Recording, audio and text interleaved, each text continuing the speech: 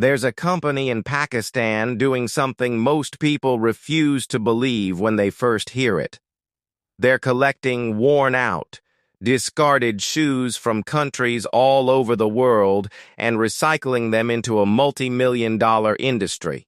What the world throws away, they turn into something that saves lives. A massive truck pulls up to the factory gate, packed with old shoes collected from across the globe.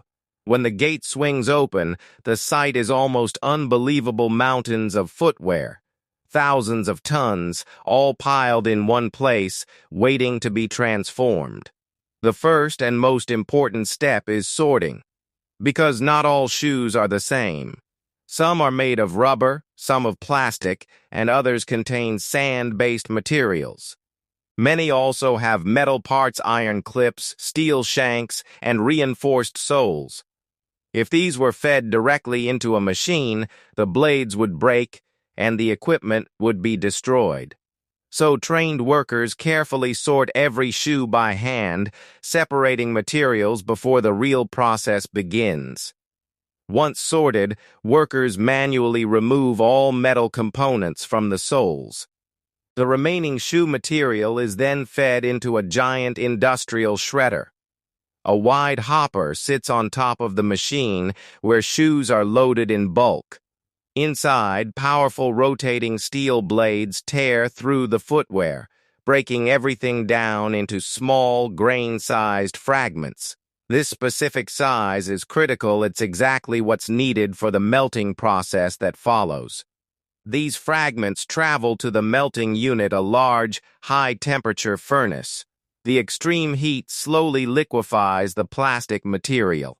Once fully melted, the molten plastic is transferred to a specialized press machine, which squeezes it out into long, thin thread-like strands. These hot strands are immediately passed through a cold water tank, where they cool rapidly and harden completely, all within just a few seconds. Now solid and firm, the long plastic strands are fed into another cutting machine which chops them into small, uniform pieces. These tiny pieces are called plastic pellets, and they are the essential raw material for everything that comes next. The pellets are then loaded into an injection molding machine, or a heat press molding machine. Inside, the pellets melt once again under high heat and pressure. The molten plastic is injected into a precision-engineered mold perfectly shaped like the outer shell of a helmet. This hard plastic cover is what sits on top of your head and shields it from serious impact. When the mold opens, a brand new, shiny helmet shell is born. Workers trim away any excess plastic around the edges.